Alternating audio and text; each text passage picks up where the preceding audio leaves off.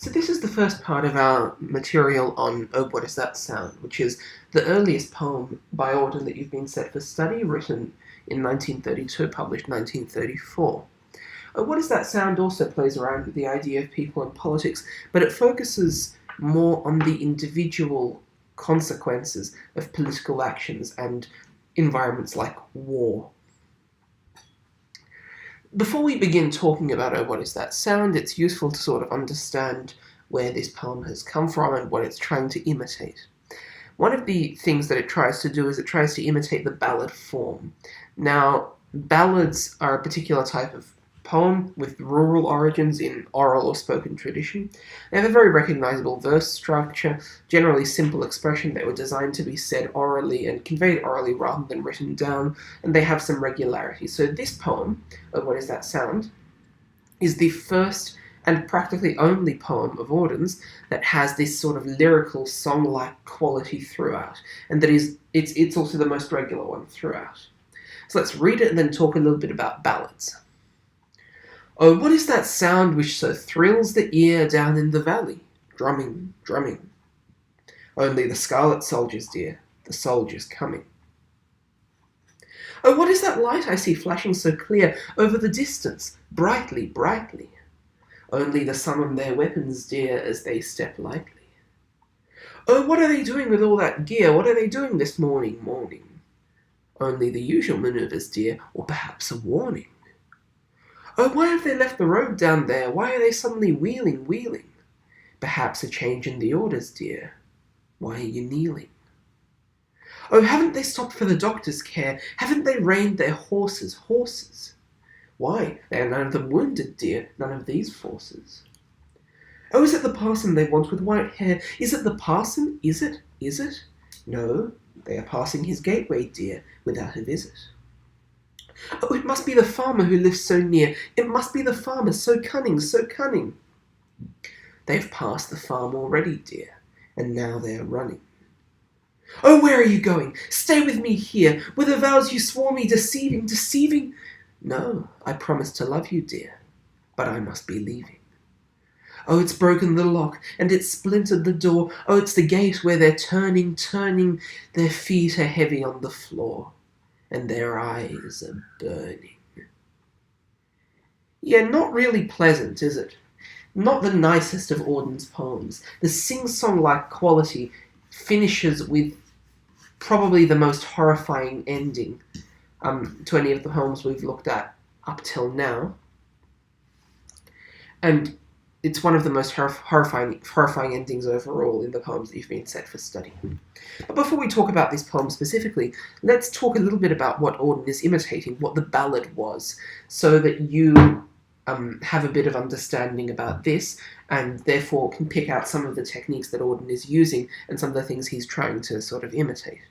So I'm going to read to you the first two paragraphs from a book which I've already mentioned a number of times, called A Glossary of Literary Terms,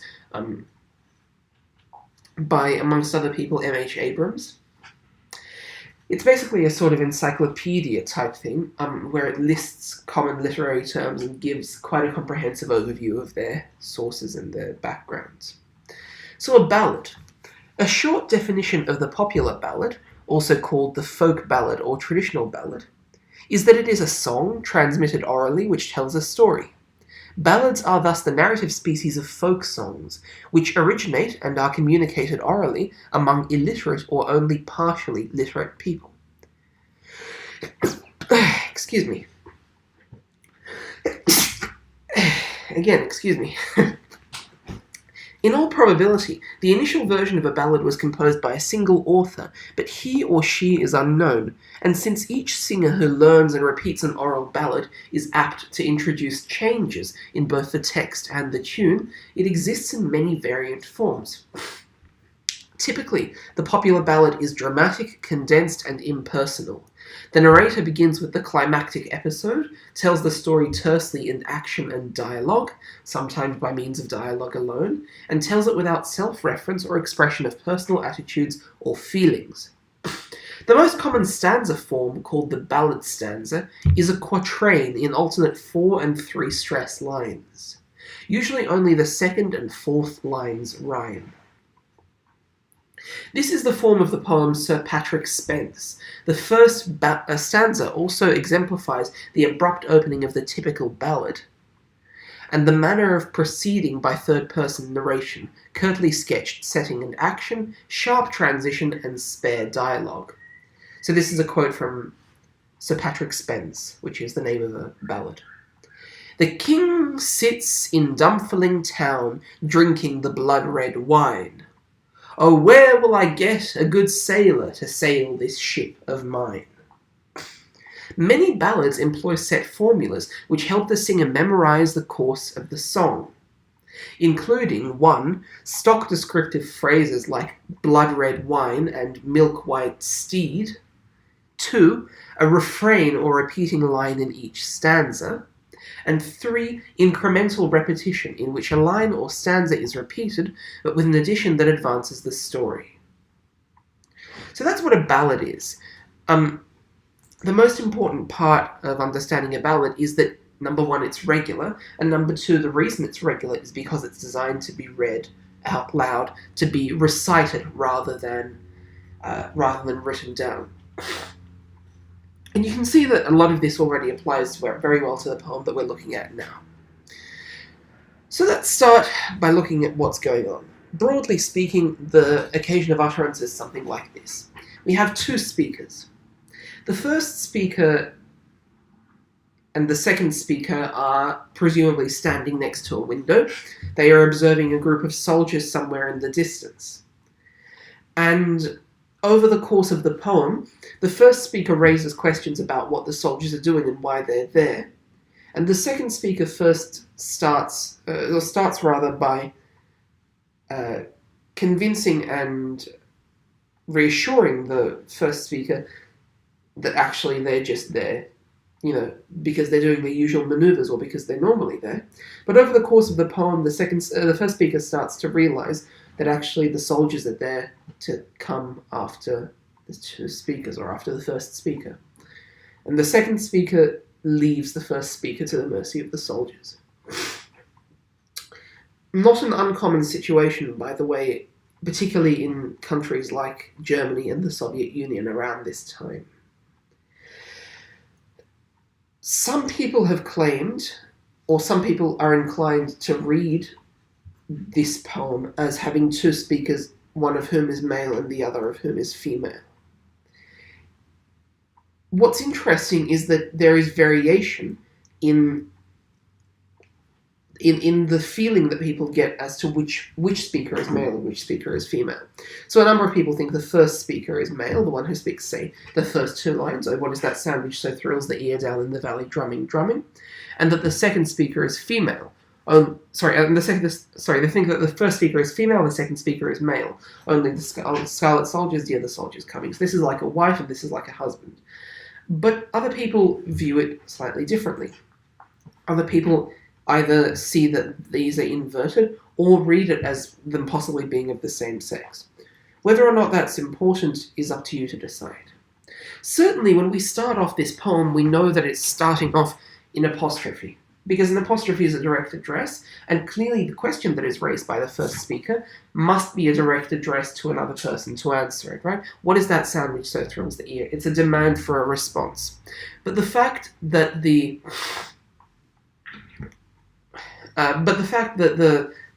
question is what basically defines the beginning of the poem makes already this poem start with this heavy connotation of uncertainty. There's also something interesting about this word here, thrills, because the word thrills doesn't quite seem to match what the first speaker is thinking. It's a bit incongruous. The word thrill has a positive connotation, but in fact it seems to be that the opposite has to be true, that the speaker kind of is apprehensive and kind of uncertain. So there's a sense of irony being built here at the beginning of the poem. In the next line we have the form of repetition which you should be extremely familiar with here. I'm going to write it down once but not anymore, which is called epizeuxis. This is repetition without any intervening material between the two things that are being repeated. In this case, it creates suspense and drama. You sort of have this pattern that's maintained by the epizeuxis. It kind of repeats the word and repeats the uncertainty by drawing on the question. But it also makes it slightly nauseating, slightly disconcerting. It feels kind of uncomfortable hearing this phrase, drawing on this question too much. The tone of the second speaker is quite different. He starts off with this determiner only, designed to kind of minimize the effect or minimize the extent of the significance of the soldiers. There's this... the other thing we see, by the way, we haven't seen it yet, but this "oh what?" or "oh" and then a WH question, and "only" or "only the," these two are repeated in subsequent stanzas in anaphora.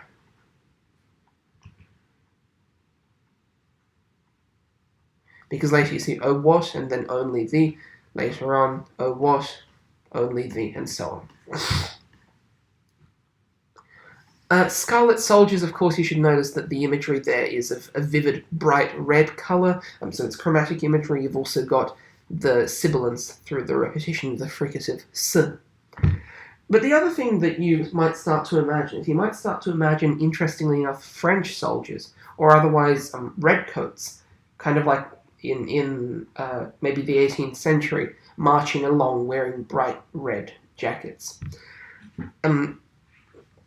So it's quite possible that this is a historical reference to one of those, to either the British soldiers who wore red jackets, or also possibly to the soldiers of the Jacobite uprising in France during the French Revolution. Incidentally, not that this is particularly important, but incidentally, the reason their clothing was red was to mask blood stains, so that other soldiers wouldn't see that their fellow soldiers were bleeding and wouldn't get disheartened.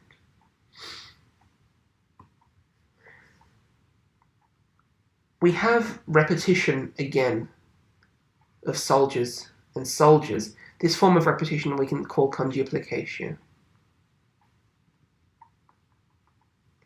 Overall, at the beginning of this poem, what we have is a series of questions, or a question that's raised, and an answer that it doesn't seem to be that doesn't seem to be particularly satisfactory, given what we know. Anytime you hear a determiner like "only," you might start to suspect that we're not being told exactly what's going on. The other thing I should mention is that there is this overwhelming amount of imagery that we're bombarded with at the beginning of this poem. So, what is that sound which so thrills the ear down in the valley, drumming, drumming? So the reference to the sound is, of course, auditory. There's this bright, vivid nature of the chromatic imagery later on, the scarlet soldiers, and then down in the valley as well, you could potentially call this visual imagery. So you've got all sorts of different types of imagery kind of creating a saturated picture at the beginning of the poem. The poem continues. "Oh, what is that light I see flashing so clear over the distance, brightly, brightly? Only the sun and their weapons, dear, as they step lightly." So, in terms of techniques, the meaning here is fairly straightforward. The lady, or the first speaker rather, sees some sort of flashing light, asks what it is, and the other speaker says, "Oh, it's just the sun reflecting off their weapons." The reference to light, of course, creates chiaroscuro. What's fascinating is that there is this mix of masculine and feminine rhyme in this stanza. So clear and dear are of course masculine because they rhyme on a single nucleus, on the nucleus of on a single nucleus from a single ending of a word, a single syllable, whereas brightly, lightly, of course, is feminine.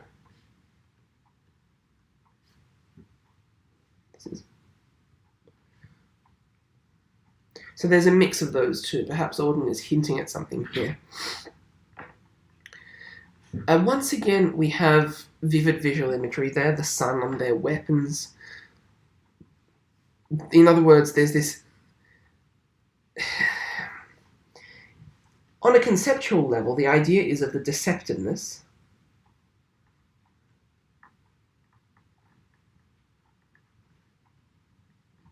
of senses. So what I mean by this is that the suggestion that the second speaker has raised is that, oh, you just saw that flash of light and you were worrying, but actually it's nothing to be worried about. It's merely your senses kind of playing around with you, playing tricks on you. There is this sense, however, that we have, this feeling that we have, that that's not a very satisfactory explanation. And indeed, as we will later see, it's not a very satisfactory explanation. There are many other... something else is going on, basically. The other thing is that the other reason we get the sense that something's not quite right is because now we have the determiner only, but it's completely incompatible with this concept of weapons. So there's this antithesis going on here, which doesn't seem quite right to us. Do you know what I mean? You don't say only they're weapons. The weapons are not something that you can classify as only. And then there's this line, as they step lightly. Again, lightly and weapons. Again, another antithesis. Something's not quite going right. There's sort of something jarring here going on. It doesn't seem to us like this is correct. It doesn't seem to us like this is in the appropriate... this is an appropriate judgment of the events that are being described. By this point, you have to ask yourself, which of these speakers has more control? Which of these speakers wears the pants in this particular, in what we know of this relationship? And the answer is clearly the second one. Particularly in these last two lines, the second speaker, on the one hand, because of the obvious, almost patronizing way that he or she says "dear," but also because the second speaker is continually providing the answers and therefore controlling the answers. The second speaker seems to be disillusioned, seems to be in control. There's a sense of certainty that he or she is trying to convey to the first speaker, but you also get the sense that the second speaker is not withholding necessarily, but controlling the flow of information to the first speaker. So clearly these lines, the person who says these lines, you can start to see already has more power than the person who says these ones. This is more power, this is probably less.